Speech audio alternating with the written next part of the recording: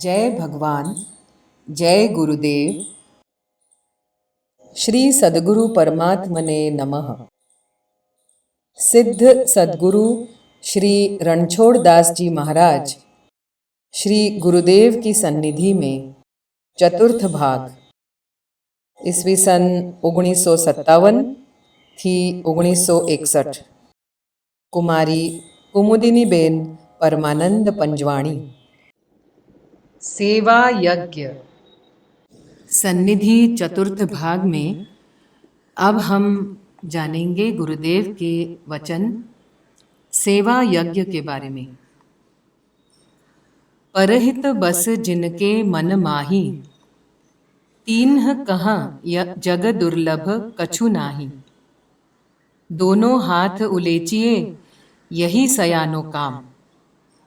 अब सोचने व समझने का यह है कि देने का तो दो हाथों से ही है, परंतु परिणाम में जो शांति तुष्टि की प्रसन्नता प्राप्त होती है वह तो तुम्हारे सर्वांग में ओतप्रोत हो जाएगी। इतना ही नहीं, वह तो तुम्हारी शाश्वत निधि होकर रहेगी। जन्म जन्मांतर वही तुम्हारी संगिनी बनी रहेगी। कारण कि तुम्हारा चित्त तत्व शांति तुष्टिमय हो जाता है। तब सत्य की सन्निधि उत्तरोत्तर सत्य के निकट पहुँचते ही और सतचित का होना ही तो आनंद है। आत्मा का स्वरूप ही सतचित्त आनंद है ना। दो हाथों से देकर बदले में ऐसी अथाह और शाश्वत निधि पाने का है। तात्पर्य कि त्याग, उदारता, परमार्थ, दान इत्यादि अपनाकर अपने तो ज्यादा संपत्तिवान बनने का है। गंवाने का तो कुछ नहीं है। आज उल्टी दिशा में घुड़दौड़ लगाई जा रही है। ऐसा समझा व कहा जाता है कि भाई होशियार रहकर संभलना, दुनिया स्वार्थी है, तो तुम भी तुम्हारा स्वार्थ संभलना, वरना दौड़ती दुनिया के पांव के नीचे कहीं कुचल जाओगे। तब भी किसी को पता नहीं पड़ेगा, न कोई उठाने का रुकने वाला भी नहीं होगा। अब तो बस दौड़ो दौड़ो, रुको मत, यही हो रहा है। परंतु ज्यादा समय ऐसा चल नहीं सकता। कुदरत अपना समय देखेगी और तब सबको पलटना पड़ेगा। प्राणी मात्र को सुख देने का यह मनुष्य शरीर का धर्म है। सारे धर्म का तत्व इसमें आ जाता है कि आत्मनः प्रतिकूलानि परेशान न समाचरेत। परोपकार ही पुण्य है, परपीड़न ही पाप है। मनुष्य शरीर का प्रयोजन ही परोपकार है। परोपकार अर्थ मिदम शरीरम। हे भगवान, धर्म क्या है यह जानते हुए भी उसके आचरण में मेरी प्रवृत्ति नहीं हो रही है। अधर्म क्या है यह जानते हुए भी उसी के आचरण में से मैं मुक्त रह नहीं पाता हूँ। हे भगवती देवी, मेरे हृदय में तू विराजित है। तेरे से प्रेरित जो जो काम तू मेरे द्वारा ले रही है वे सब ही कर्म मैं कर रहा हूँ। सुग्रीव ने कहा है, मैं क्या करूं, तेरी माया ही प्रबल है ना। परोपकार ही यज्ञ है। परहित का महान धर्म छूट जाए और केवल भोग व संग्रह करने को ही धन हो तो ऐसे धन संग्रह से क्या लाभ। भगवान ने जो भी मनुष्यों को शक्ति, धन आदि दिया है वह निज का व दूसरों के हित करने के लिए ही दिया है, ऐसा निश्चित समझना चाहिए। और दान, परोपकार, परहित व परमार्थ रूप यज्ञ करते रहना चाहिए। यह मेरा है, सिर्फ मेरे लिए है, इस प्रकार की भावना संकुचित क्षुद्र चित्त वालों की होती है। जिनके उदार व श्रेष्ठ चित्त है, उनके लिए तो सारा विश्व निज कुटुंब के समान है। प्रजापति ब्रह्मा जी ने भी यज्ञ पूर्वक समस्त प्रजा को उत्पन्न करके कहा है कि इस प्रकार यज्ञ युक्त रहकर ही आप प्रजाओं को उत्पन्न करते रहोगे, और यह यज्ञ भी आप लोगों की मनोकामनाओं की पूर्ति करता रहेगा। यज्ञ विहीन मनुष्य को इस लोक में भी सुख संपत्ति शांति नहीं हो सकते और उसको परलोक भी नहीं बनाता, क्योंकि सभी कुछ यज्ञ में ही प्रतिष्ठित है, यज्ञ के आश्रित है। सृष्टि सर्जन व मनुष्य सर्जन सुख के लिए ही है। जीवन दुख भोगने को नहीं बनाया गया है। वास्तव में दुख की उत्पत्ति ईश्वर ने नहीं की है। मनुष्यों के अविवेक के कारण दुख है, और ऐसा भी नहीं है कि वर्तमान में दुख भोगने पर भी भविष्य में सुख मिलेगा। मनुष्य जीवन सुखमय जीवन के लिए है। योग भक्ति आदि जीवन सुखमय बनाने के लिए है। तन मन दोनों सशक्त रहें तब जीवन सुखमय। इस जगत में संसार में कोई दुख नहीं चाहता है, फिर भी अनजाने में दुख अपने ऊपर आ ही पड़ता है, और जब तक वह रहने वाला होता है तब तक वह रहता ही है। हम चाहें या न चाहें, हम कितना ही प्रयत्न करें, फिर भी वह रहता ही है। तात्पर्य कि दुख सहसा और अनिच्छित आ तो जाता है और फिर अपनी इच्छा से दूर भी नहीं जाता है। इसका क्या कारण? इसका कारण है कर्म। पाप युक्त कर्म दुख होकर आता है। पाप कर्म का परिणाम दुख है। ऐसा सब कहते हैं, जानते हैं, समझते हैं, परंतु फिर भी पाप कर्म करते हैं। अर्जुन जी का प्रश्न है, अथ केन प्रयुक्तोयम पापम चरति पुरुषः अनिच्छनीय वार्ष्णेय बलादिव नियोजितः। पाप कर्म में जीवात्मा को प्रेरित कौन करता है? न चाहते हुए भी पाप कर्म कोई जबरन करा रहा है, ऐसा मालूम पड़ता है। तो वह कौन है जो जबरन पाप वृत्ति में मनुष्य को घसीट ले जाता है?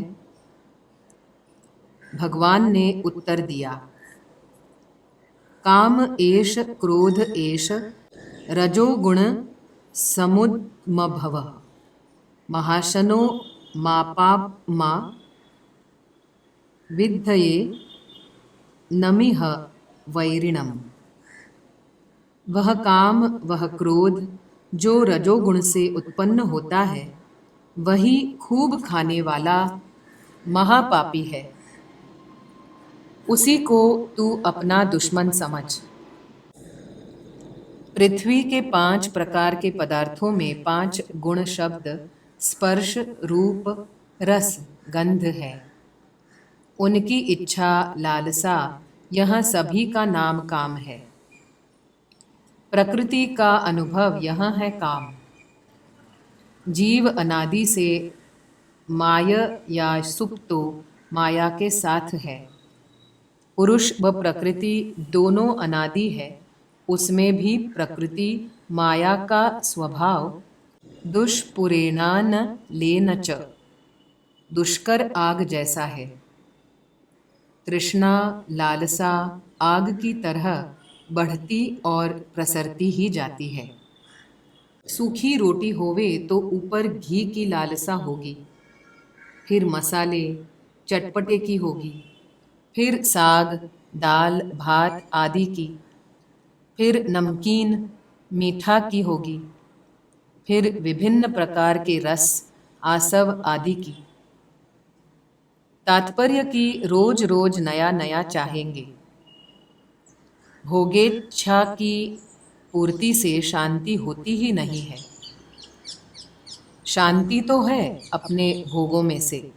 अपने पास जो कुछ है इसके हिस्सा में दूसरों को भागीदार बनाना, अर्थात परमार्थ, परोपकार, उदारता आदि को अपने जीव में, व्यवहार में प्रतिष्ठित करने में।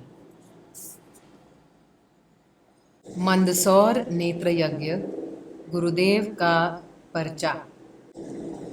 मंदसौर नेत्र यज्ञ की तैयारी के लिए कृष्णा बहन, चंदू बहन, महाराज भाई के साथ विजयादशमी के दिन मंदसौर पहुंच गए थे। कृष्णा बहन ने लिखा है, सद्गुरु सरिता, मार्च 1971 में। मंदसौर नेत्र यज्ञ के लिए प्रबंध व्यवस्था आदि करने के लिए हम विजयादशमी के दिन पहुँचे। कार्तिक सुद सातम से ऑपरेशन प्रारंभ होने का था। श्री गुरुदेव के आदेशानुसार निश्चित समय में सब कार्य करने का था। 1 सप्ताह के भीतर सामान, तंबू, खाटें आदि कैंप के मैदान में आने लगे। तब अनहद दीमक के उपद्रव से सब त्राही त्राही पुकारने लगे। एक रात भर में तो खाट की डोरी, बाण दीमक काट डालती थी। हम सब हैरान हो गए। श्री गुरुदेव तो पुष्कर विराजे हैं। हमारी घबराहट बढ़ गई और प्रागजी भाई को पत्र के साथ पुष्कर भेजा कि ऐसी हालत में शिविर किस प्रकार तैयार हो सकेगी। पुष्कर में पढ़ते ही पत्र के जवाब में श्री गुरुदेव ने कहा, इतना भारी परमार्थ का सत्कार्य हो रहा है, यह बात दीमक जानती नहीं है। तब तक हमको परेशान करती रहेगी। जब जानेगी तो उसी वक्त मैदान हमारे वास्ते छोड़ देगी। जमीन में, भूगर्भ में, गहराई में चली जाएगी। इसलिए कुछ थोड़े पैम्पलेट नेत्रयज्ञ के प्रचार पत्रिका के मैदान में इधर उधर डाल देना। दीमक उसे पढ़ लेगी और मैदान को खाली कर जाएगी। परंतु सब दीमक पढ़ नहीं पाएंगी, अनपढ़ भी होंगी। इसलिए उनके लिए दूसरा उपाय भी इस्तेमाल करना पड़ेगा। मैदान में इधर उधर थोड़ा थोड़ा आटा और शक्कर डालकर चींटियों को निमंत्रित कर देना, तो चींटियों के आते ही दीमक भाग जाएंगे। इस प्रकार अपना काम बन जाएगा। परंतु ध्यान में रखना कि परमार्थ कार्य संपन्न हो जाने पर फिर फौरन वे अपने मैदान में आ जाएंगी। इसलिए पीछे बांधकर जल्दी से मैदान खाली कर देना पड़ेगा। नहीं करोगे तो सामान, तंबू, गदा, खटिया, कपड़े आदि जो भी रहेगा उसका उपयोग दीमक करेगी। कृष्णा बहन को उत्तर में लिखा, इन दीमकों में भी आत्मा है। थोड़े पैम्पलेट मैदान में इधर उधर डाल दो, वहां पढ़ेगी, और थोड़ा आटा और शक्कर भी चींटियों को खिला दो, तो चींटियों से दीमक भाग जाएंगी और तुम्हारा काम बन जाएगा। श्री गुरुदेव के आदेशानुसार करने पर वास्तव में थोड़ी ही देर में दीमक का उपद्रव शांत हो गया और कैंप की तैयारी जोश भेर होने लगी। समग्र नेत्र यज्ञ का कार्य श्री गुरुदेव के आशीर्वाद से बिना विघ्न के पूर्ण हुआ।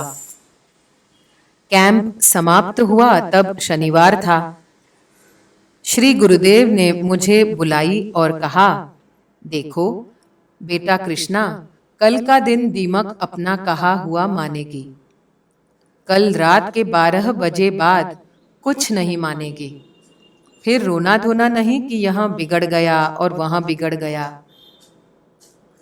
मैंने यह बात सब गुरु भाइयों को की तो कनु भाई, भवानी शंकर भाई, बाबू भाई आदि सर्व स्वयं सेवकों के सहकार से जोर शोर से काम करके सब समेटा।